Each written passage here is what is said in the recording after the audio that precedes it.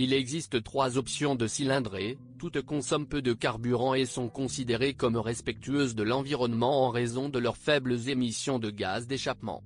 Mais certains passionnés de voitures affirment que la consommation d'essence des voitures d'occasion augmente considérablement, surtout en hiver.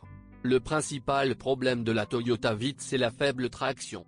C'est l'effet d'un moteur 3 cylindres, qui n'est tout simplement pas conçu pour les régimes élevés. Les pannes fréquentes du moteur sont l'erreur P00171, qui s'accompagne d'une perte de puissance de la voiture. Vous pouvez le diagnostiquer si vous appuyez brusquement sur la pédale d'accélérateur, la voiture commence à s'étouffer. Cela indique une contamination du capteur de débit massique d'air, ce qui est assez courant sur Vitz. Il existe des opinions contradictoires ici, mais elles dépendent très probablement du style de conduite. Les Japonais ne sont décidément pas adaptés aux routes russes, il n'y a donc rien à faire en dehors de la ville même avec un modèle à transmission intégrale, 3e génération. Toutes les berlines XP10, à 3 et 5 portes, sont équipées d'une suspension avant à triangulation et d'une suspension à bras longitudinaux à l'arrière. Pour la modification XP90, ces pièces détachées sont changées, un ressort McPherson indépendant avec stabilisateur est installé à l'avant, et une barre de torsion à l'arrière.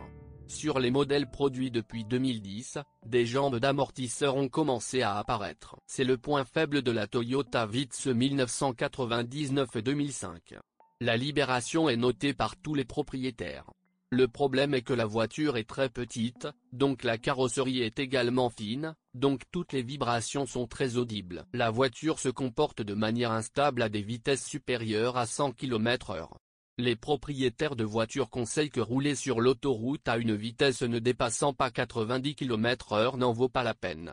Les dépassements sont difficiles pour Toyota, il est donc recommandé de conduire sans mouvement brusque inutile. Lorsque le climatiseur est allumé, le tirage est considérablement réduit. C'est l'effet d'un moteur 3 cylindres, qui n'est tout simplement pas conçu pour les régimes élevés. Les sièges sont très larges, mais leur forme convexe laisse beaucoup à désirer.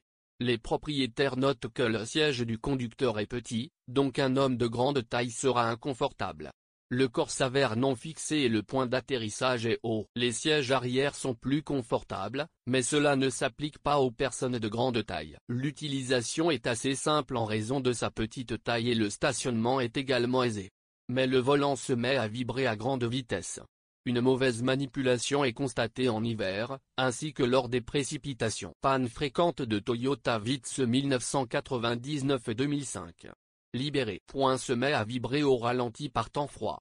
L'électricien se bloque, les fusibles grillent souvent, la batterie se décharge rapidement, il y a des coupures dans l'alimentation électrique de la radio, des essuie-glaces et des lumières. La chaîne du moteur s'étire rapidement. Toute la gamme 2006 fabriquée aux USA a une pédale d'accélérateur collante. Malgré certains inconvénients, la voiture est très populaire en raison de son prix modeste, ainsi que de ses petites dimensions et de sa faible consommation de carburant.